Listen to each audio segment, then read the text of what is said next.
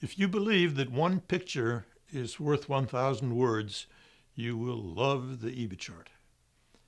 It's a line chart showing how earnings per share, EPS, is driven by EBIT under two scenarios.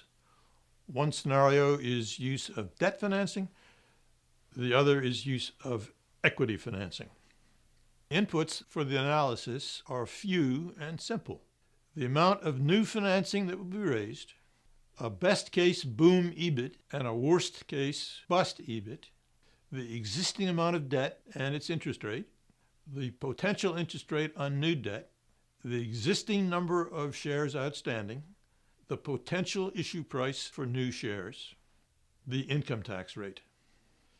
The input data are automatically entered into the template. It calculates for each EBIT a matching earnings per share, EPS. The EBIT chart plots EBIT on the horizontal axis and EPS on the vertical axis. A wide enough range between low and high EBIT is necessary. Otherwise, the lines will be truncated and the point where the two lines cross, called the indifference level of EBIT, will not be seen. It's easy to draw an EBIT chart by hand, so let's do it. If you can find some graph paper, plot low EBIT and debt EPS. Plot high EBIT and debt EPS. Then draw a line between the points. Presto, you have the debt line.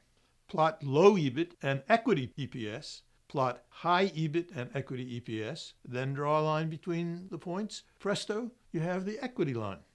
Notice the debt line is steeper than the equity line because the use of debt financing causes EPS to change at a greater rate than equity as EBIT changes, the essence of financial leverage.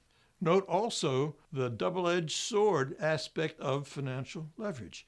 As the lines diverge from the indifference level, the gap between EPS with debt and EPS with equity widens. The right-hand divergence is good. Financial leverage causes higher EPS with debt than equity. The left-hand divergence is bad. Financial leverage causes lower EPS with debt than equity. There is no time dimension involved in the EBIT chart. No specific year is specified. Its purpose is to display the EBIT-EPS relationship for any level of EBIT in any year. Indifference point. The indifference point is the amount of EBIT where EPS is identical whether the new financing comes from debt or equity. Interpret this narrowly. Company managers and owners will not be indifferent about the other fricto elements of the debt versus equity decision. Indifference in the context of EBIT chart relates only to EBIT driving EPS.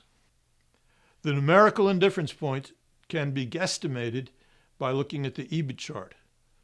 A more accurate indifference point is calculated in the table. The indifference point is EBIT of $123,841, giving earnings per share of $5.85 for both the debt and the equity scenarios. Forecasted EBIT ranges from $115,500 to $257,657. The indifference EBIT is about 7% above the low EBIT and about 123% below the high EBIT. Interpreting the result depends on the probability of future EBITs falling either above or below $123,841. If managers believe that most likely EBIT will be comfortably above the indifference level, the EBIT chart tells them to use debt financing, and vice versa.